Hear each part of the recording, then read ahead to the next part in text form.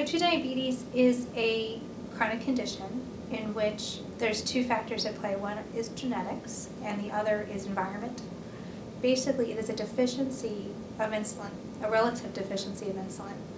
Our patients with type 2 frequently still make their own insulin in their pancreas.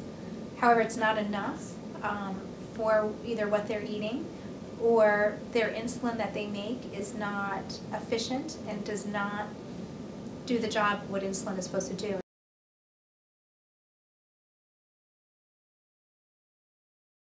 I'm originally from Yakima, Washington. My sister is 32 and she has diabetes. My grandma's name is Bonnie Bell and she has diabetes.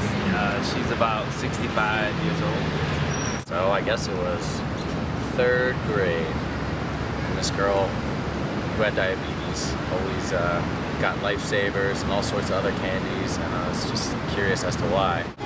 Diabetes runs in my family. I'm Mexican, but I don't really have any idea about what it does.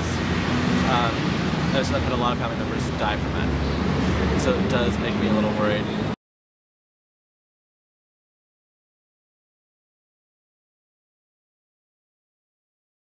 My sister already has health issues with being really obese and not managing her diet, and I don't know, I guess it's kind of scary to think about, you know, but a lot of people that I do know with diabetes who are close to me, they really keep it secret. It's more so of they go in the bathroom and they need to do something with insulin. They always have candy on them. That's really all I know about diabetes. I see her take the insulin sometimes. She definitely has to watch her sugar. She buys like Splenda and other things for substitutes sugar, and she always has to be conscious of, you know, constantly taking her insulin. Well, my dad was 45. He actually got diagnosed with diabetes last year. It was definitely a shock to him. You know, no one exactly anticipates them having diabetes or any type of, I guess you would call it a disease. So as a medical student, I know that diabetes is a growing problem here. With more and more foods becoming processed and filled with sugar, we're going to see an even bigger growth in diabetes than we already do now. A recent study came out that said by 2050 we're going to have 2/3 of Americans being diabetic, and it is a significant problem for public health and for the people who have it. My Uncle Bruce, he has diabetes, and he had an infection in his foot in which diabetes caused him to get his big toe on his left foot amputated.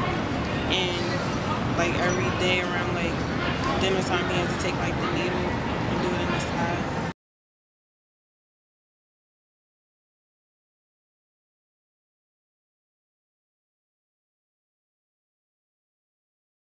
His son had diabetes, born with diabetes. And, you know, I felt bad for him. I mean, that's something he's got to deal with. And, you know, you got to be positive about it. I mean, you know, it's his son. Bill's a great person.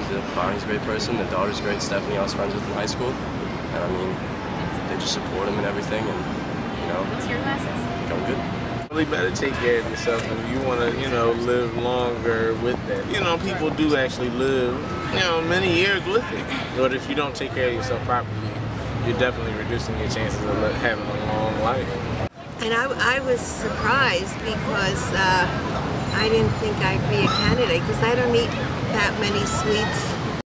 Mostly it was controlling the diet, which is what I guess all diabetics have to do. It's a familiar and frightening issue.